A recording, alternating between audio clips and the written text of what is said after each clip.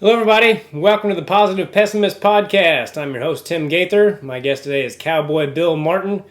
Super funny dude. I've known him for quite a few years, but I haven't talked to him for a while, so it's going to be good to talk to him. He's got 2 specials on Amazon Prime, and during this pandemic, he's managed to pick up 500,000 new subscribers. So I can't wait to talk to him. Let's bring him in. You look good, buddy. Well, I feel almost good. So. So, how you doing? You managed to pick up 500,000 new subscribers. That's good. Followers. How'd you manage to do that during a pandemic? I've been doing a lot of naked stuff, Tim. I don't know if you know, but there's been a lot of naked stuff. And there's something about, a guy over the age of 50 who's out of shape that people just want to see. Maybe I remind them of an uncle they feel uncomfortable around, and they're trying to work through that. But whatever it was, it worked. Good. Well, that's good to hear, man. No, actually, I had 2 specials come out in November and December on Amazon and iTunes and everything. It's all over the place with Comedy Dynamics, and we were really starting to hit the stride really, and then the pandemic hit. And the marketing team that I have is a bunch of great guys, and they were like, "You got to do live stuff on Facebook." And I'm like, first of all, I can't do comedy. Have you done the comedy with the virtual comedy with no audience yet? Have you done that?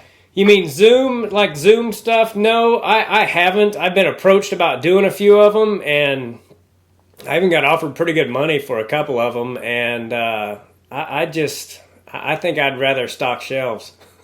Yeah, I would rather take off an ingrown toenail with a shotgun than to do a show. We work our whole career to have an audience. And the idea of going back and having no audience, it's like doing it in the mirror. So I was not interested in that. And they're like, well, at least flip on the thing and talking to the camera, right? And I was reluctant. I was like, no. And then about, I don't know, like the first week it all got shut down. There were already people that had, virtual tip jars. And I was like, if we couldn't have made it through 2 weeks without trying to do a tip jar, maybe I should rethink the thing. So I didn't want to do a tip jar. Yeah. And or any of that other kind of stuff. I didn't want to raise money, that kind of thing. And maybe that's the detriment to myself or whatever. But I just flipped on the thing like at 4 o'clock, and I started talking every day at 4 o'clock. It gave me something to do, Tim, is really what it did. It gave me something to do other than lay around the house and watch the news and get down that rabbit hole and everything else. So I started talking at 4 o'clock, at 4 o'clock, at 4 o'clock, at 4 o'clock. And then I did this deal called the 24-hour Facebook Live. So I went on at 12 o'clock on a Saturday noon and stayed on live on Facebook for 24 straight hours. Wow. Up here in this loft. And with the purpose of, there was a lot of stuff that I put off. Like I bought Rosetta Stone 9 years ago, never opened the box. Okay. Great intentions, never opened the box. So I decided I was going to do that during the 24 hours. I was going to at least open it up and try to take a lesson. Well, it turned out that the licensing had expired, so I couldn't do that. So I had a guy call in and teach me a couple of Spanish words, right? And then I took a guitar lesson, which I always wanted to take, a piano lesson. And so and I interviewed some folks, and then we just talked into the camera. Okay. And then out of that, it kind of built its own thing. I started talking to folks about just trying to take it 1 minute at a time to get to 1 hour, to get through one day. And I realized that I needed those talks as much as they needed to hear those talks. Right. So it wasn't just about being funny. I mean, I'm sure you were because you're a naturally funny person, but you just talked about whatever, and it kind of helped people as well as just making them laugh. Is that what And there was just so much, just so much negativity, and there still is out there. It really can bog you down and really affect your soul. I never met Dustin Diamond at all. But the one lesson that you can learn from him is 3 weeks ago, he didn't know he had cancer. Wow. My understanding. January 1, he didn't know that he had cancer. And here it is, February 2, and he's gone. Yeah. And you know, as much as we love to argue about all these different things that are going on in the world with politics and all these other things, you know, do you really think that he gave a shit, you know, 2 days ago? Yeah. What his actual view was? So my whole thing is that in our lives, we're all going to go through stuff. Like, even if they solve the pandemic tomorrow, there's a good chance you or somebody in your family is still going to have to go through something. And the only difference is 330 million Americans aren't talking about it. Yeah. You're going to go through it by yourself. So we try to be real positive. You know, I'm real blessed to be able to stay in this thing for 25 years. You know, I've always had the mentality of the Little Rascals, really. You know, all three of my television specials, you know, I designed and built the set myself, you know, and we financed it ourselves. And it's always been that, well, by God, let's put on a show. Yeah. You know, and me and Petey get out there and we build the shit. And so this idea that the American dream is dead just like that, I still personally don't buy it, because I'm living proof that where I came from to where I am now is living proof that the American dream still can still happen. It's still happening today. Yeah. And I think at times we are losing the fact that the American dream is still out there. Yeah, it's still going to be hard times. Yeah, there's going to be things stacked against you. Well, what's that any different than it was 6 months ago or 4 years ago or in 1996 when I started this dream of stand-up comedy at the age of 30? Yeah. You know, so that's what we talk about a lot. Just, you know, to put a smile on your face. A lot of times in nearly every broadcast, I remind people to laugh during the day sometime. You know, because your body doesn't know that it's fake. So it produces the endorphins anyway. Yeah. So as I tell ladies all the time, teach your man to fake it, baby. Teach your man to fake it. And put a smile and feel the blessings of God. Yeah. You know, about 5 years ago, I had my CNT special come out. And I cussed all the way through it, right? And which is cool. That's where I was working, you know. And I felt that tug always that I wanted, because my first 5 years I worked clean. And then I got dirtier and dirtier and dirtier. And then I did the CNT special, and it was the highest rated special that they had that fall, you know. And it was still tugging at me. And one day I'm out mowing the grass. I changed my name back to my real name, William Lee Martin versus Cowboy Bill. Okay. You know? And I'm out mowing the grass, Tim, and I'm praying about it. I'm like, God, why don't you let me grab the brass ring? You obviously let, you know, Carrington grab it, and you let Ron White grab it, and they cuss up a storm. So it's obvious that that's not holding them back. What's holding me back? It's literally my prayer.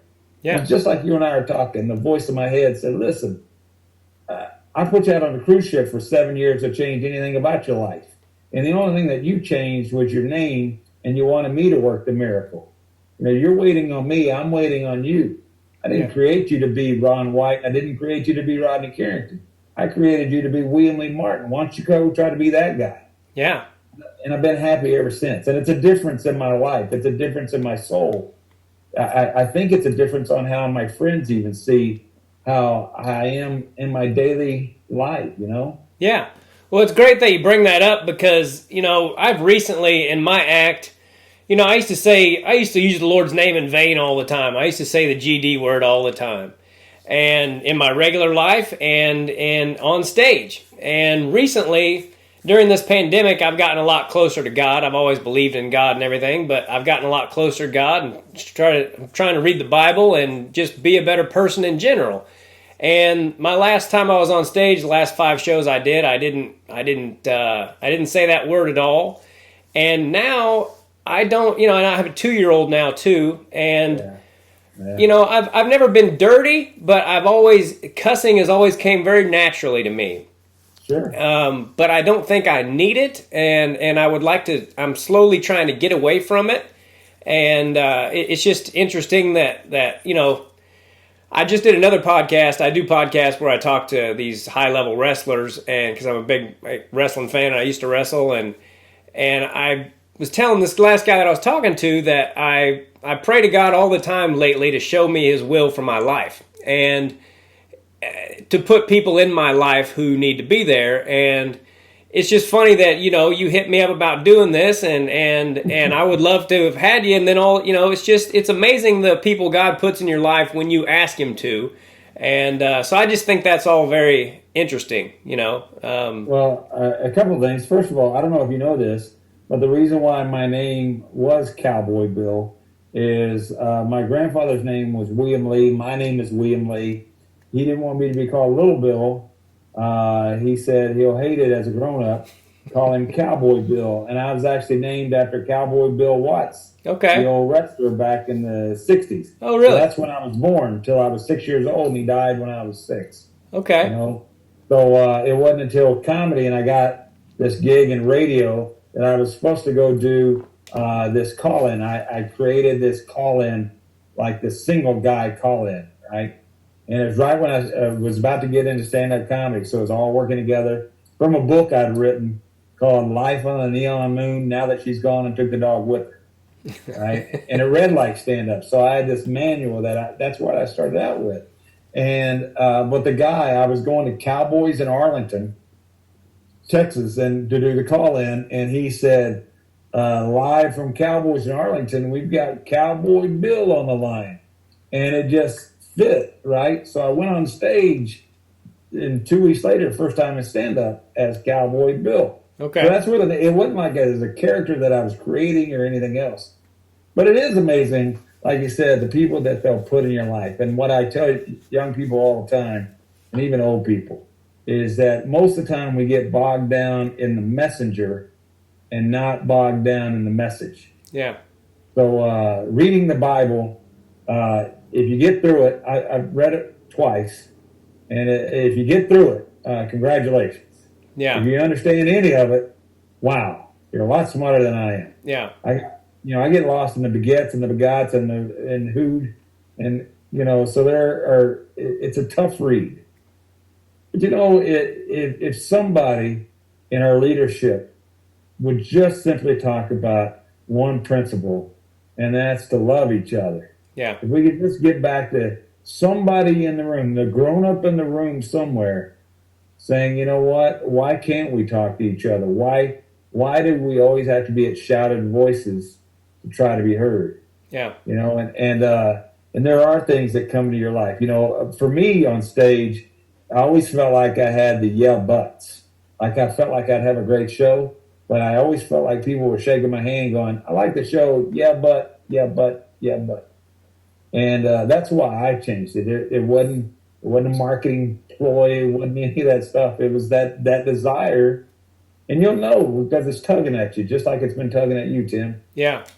Yeah, I've said this for a while now, and I'm really starting to believe it and try to not just believe it, but make it happen, that God will give me the blessings I deserve when I use all the abilities He's given me. And just like when I was wrestling, I was a natural at it and I was pretty good, but I didn't work as hard at it as I should have. And same thing with comedy. I was pretty good right from the start, and I like to think I kept getting better at it, but I still don't work as hard at it as I should. And it's supposed to be fun, but there's also things you can do to, there's, that saying, faith in action. It's like you can pray to God, but what are you doing to help facilitate that? Well, it's funny because 3 days ago, maybe 5 days ago, I wrote goals without works are merely dreams. Mm-hmm. So you got to do the work. I've really dove into the whole songwriting thing. So I've always wanted to write songs since I was 5 years old,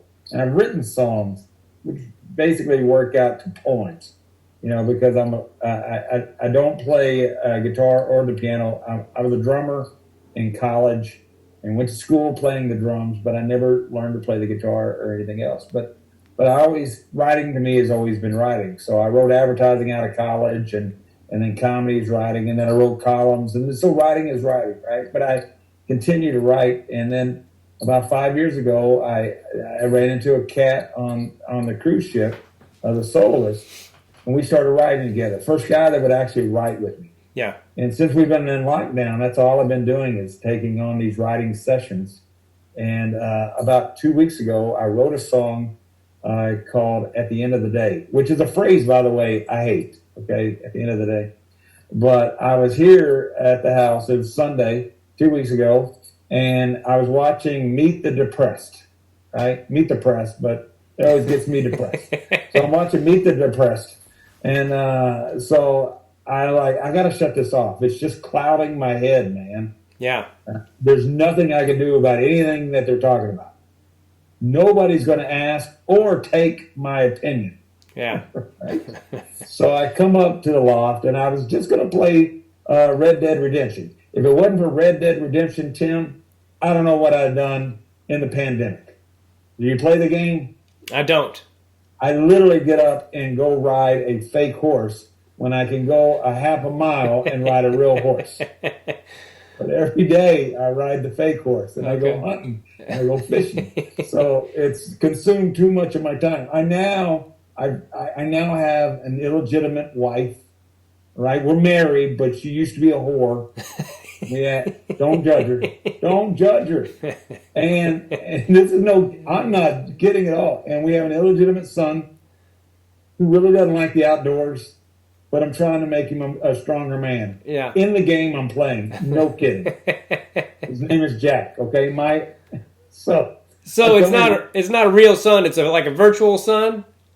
The virtual son. Okay. I have 5 children right. that are downstairs sometimes, and I'm up here hanging out with my virtual illegitimate son from my whore wife in 1880. That's hilarious.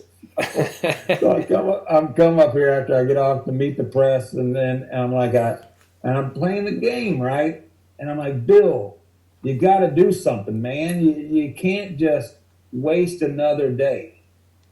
And I think that's the thing. I think you get to that point at some point in your life where you realize how many days that you're actually just burning, you know, like a matchstick. Yeah. And so I turn it off, and I'm like, either write a song or write a script, because I've now finished 7 full-length screenplays in the last 3 years or so. Okay. So I keep writing. So I go out, and and this loft is over the garage, and it's detached from the main house. And I'm looking at the main house, and my wife's in there making chili, watching one of her How to Kill Your Husband shows, right? And I literally go, well, at the end of the day, if it's just me and you, ain't nothing more that we can do, right? And I'm like, oh my God, write that down. And about 30 minutes later, I had a song. And now that song is being pitched to Uncle Cracker this week and Kenny Chesney in 2 weeks' time. Man. Awesome. Congratulations, buddy. You got to do the work. My point is not to brag on any of that. Sure. It's just to do the work, man. Yeah. That doesn't happen. That dream doesn't happen that God puts in your heart unless you get off your fat ass and do something. Yeah. You know, it's funny that you say that. Like, sometimes it doesn't even always have to be comedy work. You know, like sometimes I'll go out and be cleaning my garage or just doing something productive. And the next thing I know, somebody's calling me with a date, or my manager has something for me, and it's just kind of how it works out. And now that I have a kid, and all of a sudden I'm 45 years old, and I'm like, where the hell did that happen? I've realized that I have wasted. I shudder to think of all the time that I have wasted on this earth, and I am a professional time waster, and I don't want to do it anymore. You know, right. And so I'm determined not to. You said that you didn't start comedy till you were 30. What did you do until you were a comedian? I was out of control. I literally was just writing about it yesterday. So my dad and mom moved away when I was 15 years old. My dad had these 3 heart attacks, and they moved out to East Texas, and I didn't go with them, you know. And I ended up living with my brother, who was slightly older than I was, and I was out of, my life was really spiraling out of control, and I still managed to graduate, the top, 5% of my class, and got the music and the academic scholarship And I came home and I told my dad, went to hit their house and told him that I had the scholarships. And, there's always these great scenes in movies where the dad grabs a hold of the son and goes, you're going to be more than I ever was, son. Well, I got people like us don't go to college, son. How you going to pay for your car? How you going to pay for your apartment? I can get you a job at Champion Rebuilders, man. It was used alternators that they rebuilt these things. Yeah. I can get you in the union. You'll be making $14 an hour. You show me an 18-year-old kid is making $14 an hour in 1984. Yeah. And I took the job, man. I took it. And I was literally taking off 3 bolts, changing the socket, and doing 2 more. And I go through the 60-day period, and on 61, day 61, I'm in the break room at lunch eating my brown paper bag sack. And I look up, and they were talking about UTA, where my music scholarship was, that the band just started doing rehearsals. And it was almost like a television scene, man. I went, no, this is not the life for me, man. Yeah. And I said, adios. And they're like, you just got the union, man. And my dad didn't speak to me for 3 months. Wow. It'd be nice to say that it all went smoothly. No. So I go 1 year of college, and, I don't have any support. I don't have any guidance, and I'm out of college, man. I passed, but I was out of money. And then, I got married a couple of years later. And then I was 22 years old and not had done anything with my education. And my son was born, and they put him in my hands. And it was that wake up, just like you were talking about that you had with your son. Mm-hmm. And I was like, I have to have more. So I started going to school full time. And so I got a degree. I worked full time at a paint store. And at night, I went to school full time at a junior college and then UTA. And wasn't a good father still. I was a good father, but not a good husband at all. Got divorced again, and now I'm 26 years old, and nothing, in a world of nothingness. Started writing advertising, and there's nothing exciting about sizzling summer sales, And then I was almost 30, and I got fired. We all got fired. We got sold to another company. And it was my grandmother who said, what do you want to do? And I said, I don't know. And I'd written that book that everybody kept telling me that was read like stand-up. And she said, well, why don't you go home and look in the mirror and ask yourself, are you happy? You're almost 30 years old, and I never see you smile. And that's from a woman that found out that she had a tumor on her lung about the size of my fist and dying of lung cancer, right? And I'd like to say I didn't, but I didn't, man. I went home and I stayed in the fetal position for 5.5 months. Would have been 6, but unemployment runs out in 5.5. It's a true story. The UPS driver comes next door, and I go next door to tell him I got fired. My neighbors asked me to pick up the package that they were having delivered. They were out of town. But I saw it as an opportunity to tell him my life story. A guy that didn't know me at all, tell him my life story.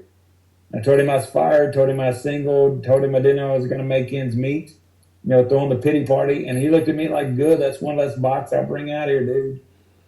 And I went home and I was dejected, right? And I turned off the phone and the television, all the distractions.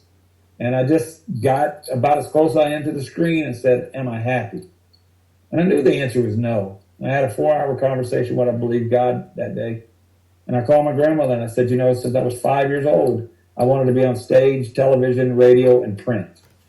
And she said, go for it. And I said, what if I lose the house? She said, buy you another one. She said, I don't want you to be 30 or 50 or even 80 and go through the would have, could have, or should have. Yeah. That's what I did. And so I started comedy with no backup plan, no job, just going to do comedy. And I'd never even been in a comedy club at that point. Huh. I'd only seen it on television. Yeah. So I was fortunate to get that comedy defensive driving gig, back when you could do that in Texas. Yeah. And I did that for the first 2 or 3 years, but I went from open mic, to headlining clubs in about 3 years, which is crazy. Yeah. And but still, that first year, lost a house and a truck. Yeah. The house I was fully prepared because I couldn't hide it. Yeah. It wasn't on, it wasn't on wheels, so I was fully prepared for it to go. Yeah. But the truck, I was hiding it every day. And the only day I let it out was on Christmas. And I thought nobody would repossess a truck on Christmas. Ford does. And my son, who's now 32, so it's 25 years ago, we're standing in the spot. Now, I don't know if you've ever had a vehicle either stolen or repossessed, but you literally stand in the spot and you pat yourself like it might have shrunk. Right. I know I flipped this Ford 150 around here somewhere. Yeah. And my son was 7. He goes, "Well, Dad, we don't need to call the cops on this one, do we?" "No, sir, we don't." Yeah, that's funny, man. Yeah, I remember being in I don't know if you remember, but we were working the South Dakota Funny Bone. It was in Sioux Falls, South Dakota. Sioux Falls. Yeah. And we were up in the hotel room, and we were probably both pretty buzzed up. And I remember you saying, "I've been doing this 4 years. I'm on the fast track." I remember you saying that. And that was good to be headlining after 3 or 4 years. And you've always been really funny. So I'm glad to see things are working out pretty well for you, and you're having a good attitude. Well, it's funny. The fast track probably was because the first night that I went into the open mic, this guy, and I think he's still doing open mic now, right? But he takes a deep breath and looks at me and goes, "So, you want to be a comedian, huh?"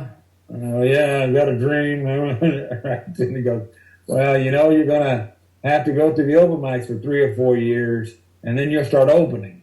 And then you'll do that for, 3 years, maybe 4, and then you'll feature. And then they won't headline you, they'll co-headline you, and then about year 12 or 13, you'll start headlining the thing." And I'm like, "Man, I'm 30 years old. I got a kid at home. I can't really go on a 13-year plan, man."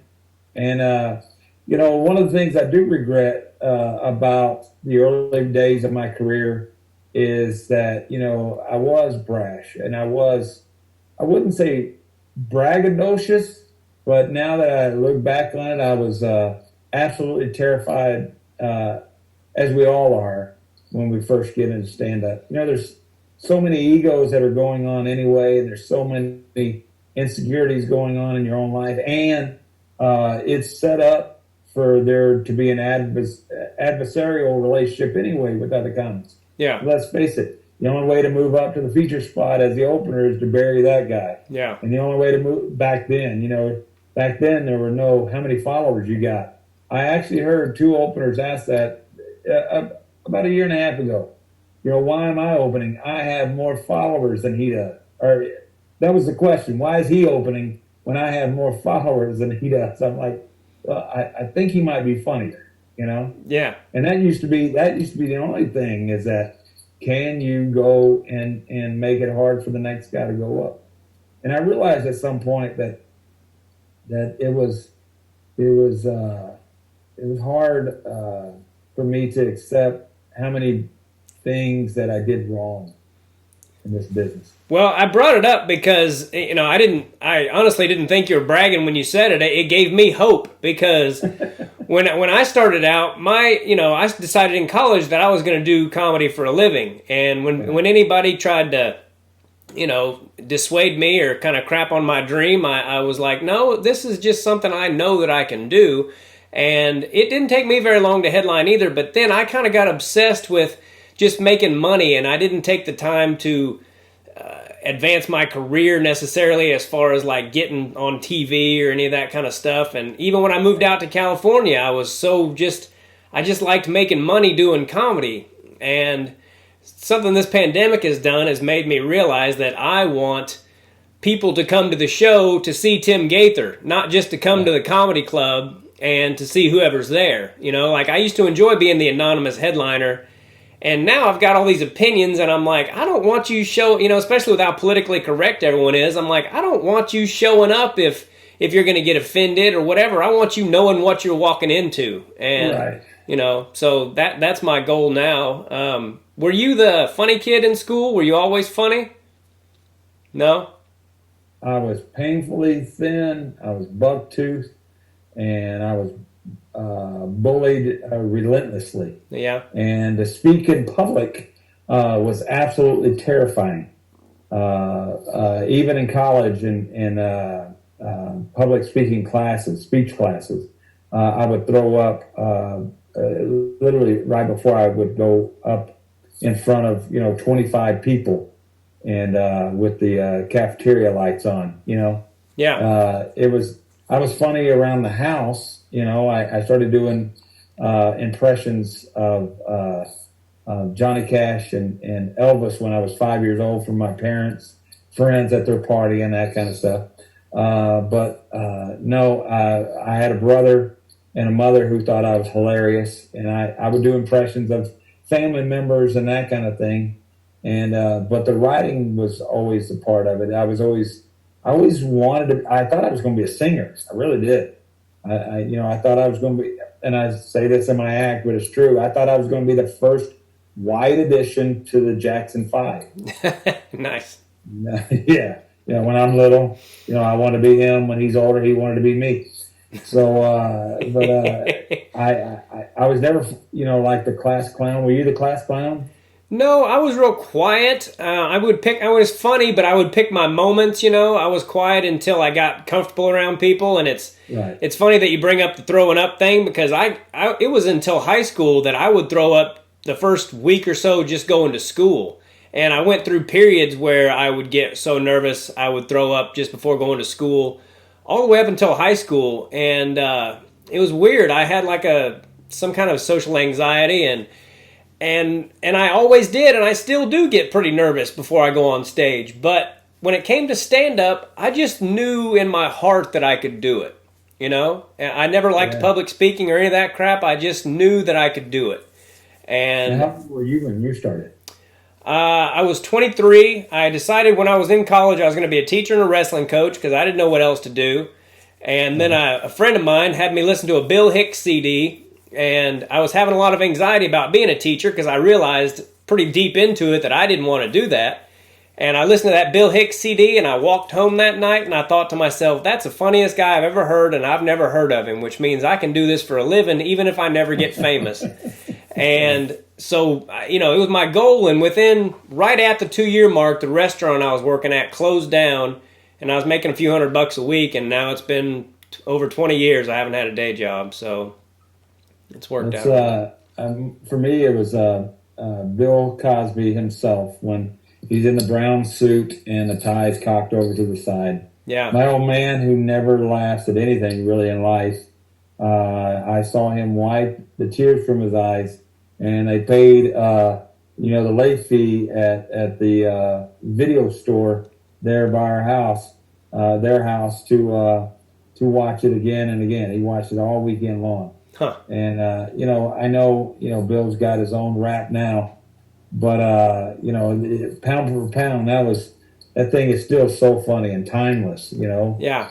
And, but yeah, I always had that. And then as soon as I got up, it's funny because I practiced. And that first time I went on stage, I had everything practiced, and I thought it was that God was sending me in this direction. This is the direction. And I've been watching a lot of stand-up even before that, right? A lot. Evening at the Improv, Tim Allen, Men Are Pigs, all this other stuff. Yeah. And so I go, and my first line was, hi, my name is Cowboy Bill Martin. I'm not going to sing to you, but ironically, my life has become a sad country and western song. That was the first line of and so I had to follow a headliner that night named Charles Brockman. Do you remember Charles at all? I don't. Charles got out of the business, but Charles and back then, this is 96, the comedy clubs were packed on the open mic night. There's 125 people in just for the open mic. And he goes in and just destroys, right? And the only person I told that I was going to do it was my best friend, Braylon Johnson. And he's sitting in there with some chick, his date. And so the guy goes, ladies and gentlemen, y'all heard him on KSCS, which nobody had, right? I'd done one little break for that crying, loving, or leaving thing. Please welcome Cowboy Bill Martin. And I came up, and they were clapping, Tim, and I lost it. Okay, I couldn't remember anything. I couldn't remember Cowboy Bill Martin, and that's my name. Not a made up name. I've heard it since I was born. Couldn't remember anything. And I go, wow, I'm sorry, I'm a virgin at this. This is my first time. And they all started clapping, like, go ahead, man, you got it. And I look at my best friend, and they stop clapping, and I lose it again. And I get this flop sweat in my mustache. That's all I could grow back then was a mustache. And I could taste, I still remember to this day, the taste of salt like I've never tasted before. And I paused and I said, wow, this is like being a virgin, because I petered out twice and embarrassed myself both times. Let's just all hug for about 50 minutes and I'll try it again. Yeah. Right. And they all went, oh, and then I hit the line, right? Hi, my name is blah, blah, blah. So, and then I was doing the thing and it was getting laughs, right? And I wasn't ready for that either, or the spacing of it.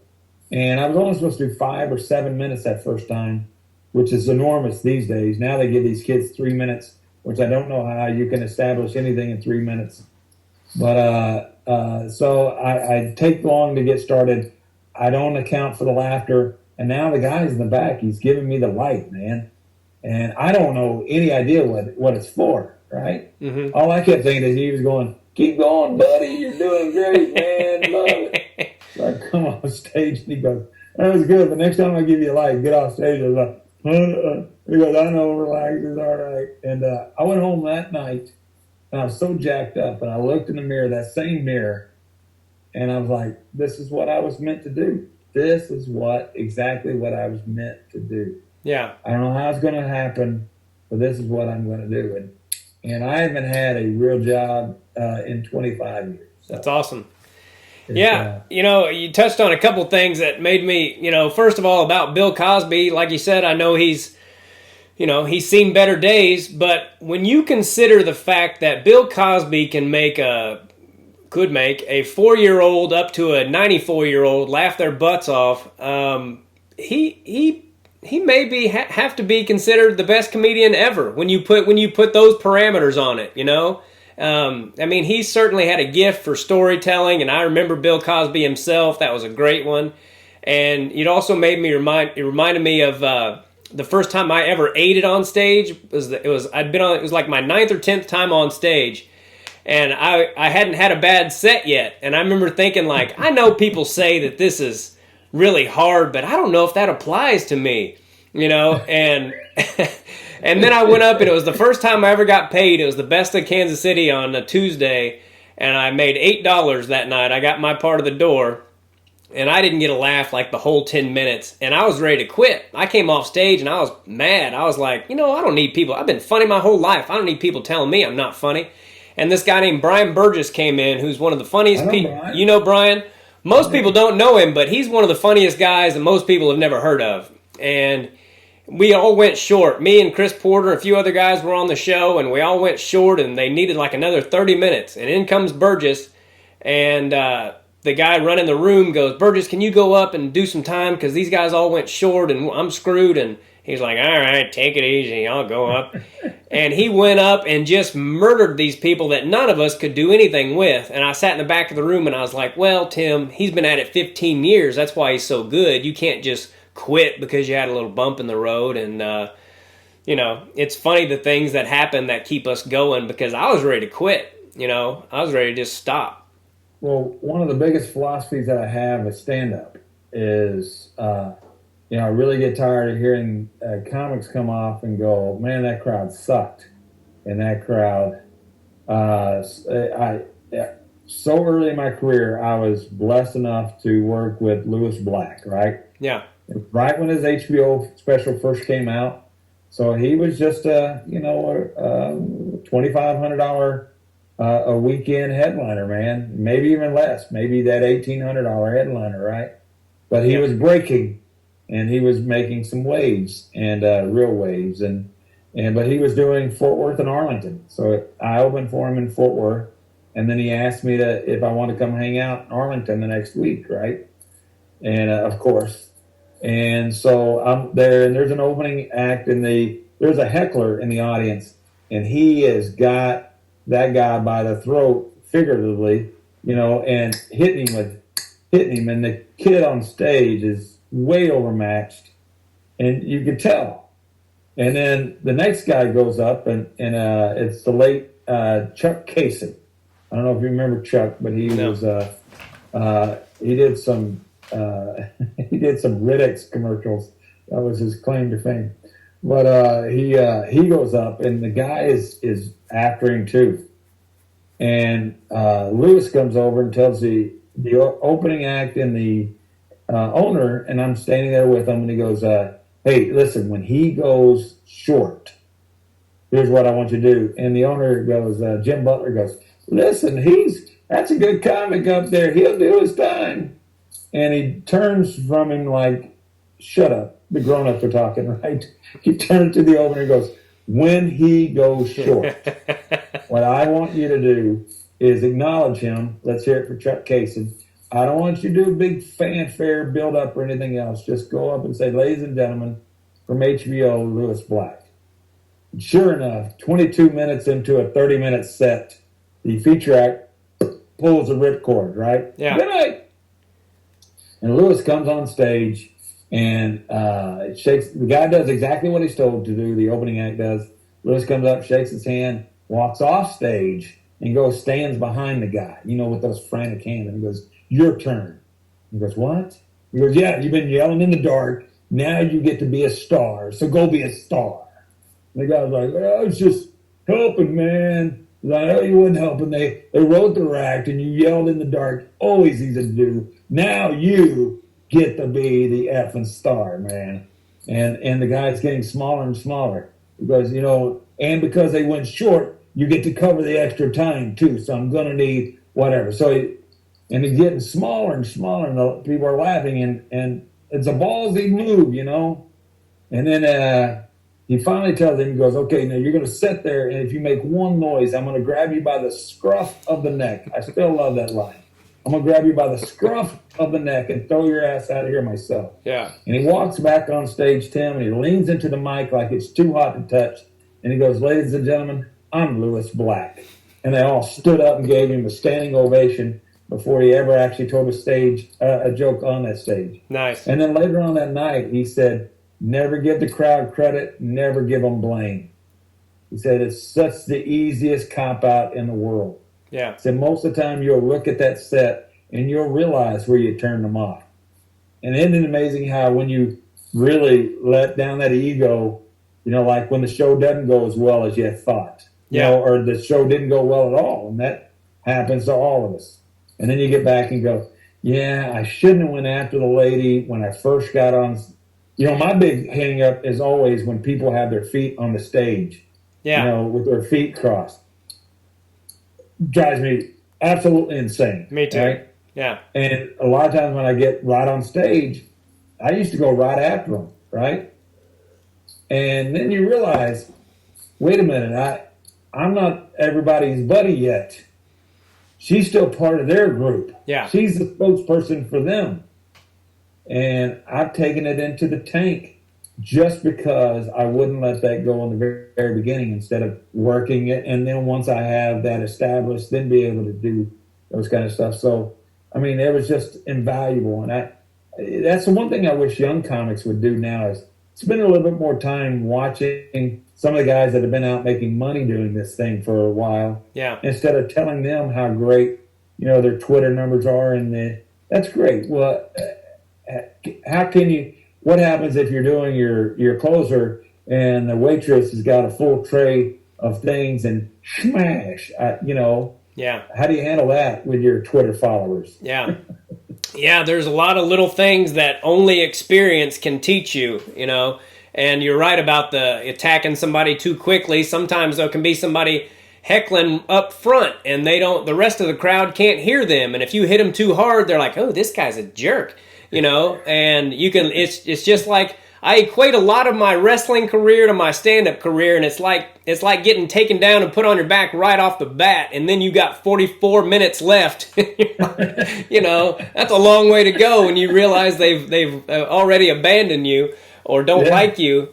So there's a lot of little things, and it bothers me too. Like if it's a small crowd, I always tell kids starting out, I'm like, it's your job to make them feel, because they already feel self-conscious. Being in a crowd is kind of an intimidating thing in itself. Yeah. And I have to tell them, like, make them feel like this is still the place to be. You know, don't go up there and rip on them for being there. Then they feel like idiots and just want to shy away and not laugh. You know, maybe make a quick joke about it, but then you just go right into what you're doing. And there's all these little things that like I said, only experience can get you in this business. And I'm glad to see you're doing so well. And do you have an ultimate goal in this business? Well, I'm like you. You know, what I want. I don't know if fame is important to me, but putting asses in the seats, it really does make life a little bit easier for you. Yeah. You know, about 5 years ago, I started doing the renting out the 4 walls myself, and because I was like you, I was kind of fed up with showing up. And first of all, it felt like the club didn't care that you were there, you know, and you could tell that they didn't care when you ask who was here last week, and they go, gosh, I really don't remember. So even though you felt, you know, when you walk in, they're like, hey, man, yeah, it's good to see you. There was that knowledge that I had in my head that next week I'll be the guy that they go, geez, who was here? Yeah. You know? Second of all, the audience, so many of the times in a club is coming to see the club and not coming to see you. You know, it's Betty's birthday in the office and they won 20 tickets, you know, and then they have a different agenda when they're walking in to a club and they don't even know that you're on the bill. Yeah. These theaters that I rent out, my philosophy has always been, if we sell 600 seats, I try to stay in a theater that's less than 700 seats, you know. That way, if the balcony isn't sold, and if all I sell is 200 tickets, you know, the bottom's going to look nice and full, and it's going to sound nice and full. Yeah. Plus, all 200 of those people came to see me. Right. So maybe I'm not doing 5 nights, 5 shows, you know, where I need 1,200 people to show up in a comedy club. Maybe all I need is 200 to make more of the money, let's be honest. And because, you know, if I can get rent a 4 wall, and then they come see me. So I've had that philosophy for the last, I guess, since 2016. And that's what I continue to try to do. Okay. And now also, my goal when I got into life, not into this business, 5 years old, all I want to do is write songs that people would listen to. And I wanted to write movie scripts that people, I always imagine pulling down my old bald cat, right, going into the theater, pulling down my old bald cat and seeing if they laughed when I wanted them to and cry when I wanted them to. Yeah. So my goal and my focus from here on out is to find people to help me make those 2 dreams come true. Because I still enjoy stand-up. I'll continue to do stand-up, and I love it. And I like the touring of it, as long as we can do it on my terms. I kind of dig that part of it, too. Yeah. But I really want those 2 things to really happen. So, you know, I just keep writing and writing and writing, and that's all I really can worry about is just doing the work and let other people who do that thing make that stuff happen. Yeah. Well, dude, as dramatic as it may sound to say this, I feel like God wanted us to talk. You know? Because I've been praying about a lot of things, and those are the things that I want to do, the things that you've been doing, and I'd even been thinking about doing live streams, and I know a friend of mine who doesn't do comedy, but he does live streams, and he's gotten really popular doing it. He's a conspiracy guy, but it's worked out really well for him, and just the live streaming part of it, and, you know, that's kind of a daunting thing to even embark on, but, you know, I hope you don't think I'm stealing off you if I do the same thing, but I think that's a great idea. Dude, I wasn't the guy that invented it, so you didn't steal it from me. It was certainly told to me by my marketing team to do it. You have to reach the audience. Yeah. What a better time. In 1996, you know, the only way that you reached the audience was to go to the comedy club and pray somebody, eventually, you know, with the improv group, or or go out to LA, and then somebody with a Gersh or an ICM, make you a star. Yeah. Well, these days, you can flip on, just like we've done here today, you can flip it on and you can reach an audience, and as long as you're being you, if that guy's a conspiracy theorist, that there's an audience for that, but that's for him. Right. And, my only advice is to you is to make sure that you're doing it to have your own voice out there, to have, the Tim Gaither, experience. Yeah. And, but it's out there, and there's a lot of satisfaction in not being under somebody else's, control. Yeah. Oh my God, I hope that booker calls me. I need that booker to call me. I got to have that booker call me. What if that booker don't like me? There's a lot of power in that thing that I don't necessarily appreciate, and so I made a difference in making that difference. Yeah. And it's possible. Now everything's possible with the internet. You just got to stay committed to it, and you really got to stay, don't talk yourself. Best advice old Uncle Bill can give you is don't talk yourself out of a good idea. Okay. That's the problem, is most time you'll call people and go, what do you think about? And I was thinking about, and could I, what's a good idea. So just go with it. Yeah. And at the very least, my old manager who I just let go of a month ago, because I have this thing called the bus stop. A friend of mine taught me this philosophy. So periodically, I make decisions. I pull up to my bus stop in my head, and I look on my bus to see who's on it, who's helping me get down the road to my destination, who's just on the bus, and who keeps making the bus break down. Right? And then those people that aren't helping me get to the destination or breaking my bus down, well, it's time for you to go. Yeah. Right? And I was talking to a guy, and he was like, Bill, you're looking for a magic bullet. And I said, no, brother, I'm looking for a magic machine gun.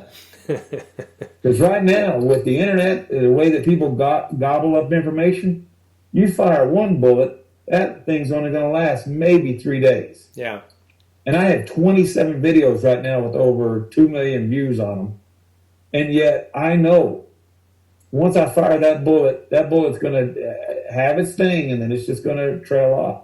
And then you need to fire another bullet and another bullet and another bullet, because this turnover of information is just so vast that you just stay out there, man. So that's my only, old Uncle Bill, that's the only thing I'm telling you, is to stay true to who you are, to don't take anybody's advice, okay? And then to keep firing that magic machine gun. Yeah. Well, God bless you, dude. I really appreciate it. It's been great talking to you. I wanted to ask you, I might be hitting you up too because I've been thinking about renting out small theaters, and I wasn't sure how to go about all that stuff. So if you don't mind, I might hit you up about some advice on that. And I'm not giving the secret away on the internet, but you call me and I'll tell you what you got to sign up for. Okay, I will. And I wanted to ask you real quick before we get out of here, what's the best advice you could give a new father? Because he's 2 and, that's it. Always give your word. Keep your word. So many fathers don't. I've gone through divorce with the kids, and we're still very, very tight knit. And I think if you ask all my kids, they said when the old man said he was going to do something, whether show up, whether ground me, whether take away my phone, whether to praise me, whether to be at parent-teacher conference, whether to turn off the TV, whether he was going to be there for dinner, whether he was going to pick you up. But the old man kept his word. Yeah. All kids truly, truly want is security. And security means, and it's not about money. That's just showing up when you said you were going to show up. Yeah. They don't expect you to be the superhero, man. They just expect you to be there. Yeah. And there's so many men who are not men. these days in this country. So many men not showing up for their kids. And that's all they're looking for, man. Yeah. It's not that hard. Yeah. Yeah, I know. My dad wasn't always there for me in that way, and so it's kind of been instilled in me in a different way that's what I need to do for my boy. So I appreciate you telling me that. And is there anything you'd like to say before we get out of here? Where can people find you and all that kind of thing? Oh, they can go to WilliamLeeMartin.com, WilliamLeeMartin.com. On Facebook, it's comedian William Lee Martin. And then I have a couple of specials if you're looking for something for free to watch. 2 specials on Amazon Prime right now. One called Standing in the Middle, and the other one is called The Nutcracker. It's a Christmas special based on my vasectomy. Well, you're one of the funniest guys out there, and you're very talented in a lot of ways, and I really appreciate you taking the time to do this, and I can't tell you how much I enjoyed talking to you. I had a whole bunch of questions, and we didn't get to hardly any of them, and those are the best kind of podcasts. Well, I appreciate it, too. And Darren Carter, the party starter, I just did his, and I was like, hey, man, I want to do more of these podcasts. And he goes, you know Tim? And I go, yeah, I know Tim. And he goes, well, he's got a great one. And so it's a big thrill for me to get to talk to you and see your face. Thanks, brother. Well, God bless you. Keep doing what you do, and I'll see you out there. I'll be in touch because I got some questions. Yes, sir. All right. God bless you, Bill. Take care. Take care. Bye. Bye-bye. All right, everybody. I hope you guys enjoyed that as much as I did. WilliamLeeMartin.com. Make sure you check that out. Very funny dude, and we always got along real well, and it's been a long time since I've been able to talk to him, so God puts the right people in your path in your path when you ask him to, and I hope you guys enjoyed that. I sure did. Make sure you go to makingithappen.com, MACANithappen.com. Help out little Bo Macon, and make sure you like and share and subscribe this channel and this podcast. And I can't tell you how much I enjoyed it. And make sure you subscribe to my YouTube. God bless all of you. Take care. Bye-bye. Do us both a favor and click on that subscribe button.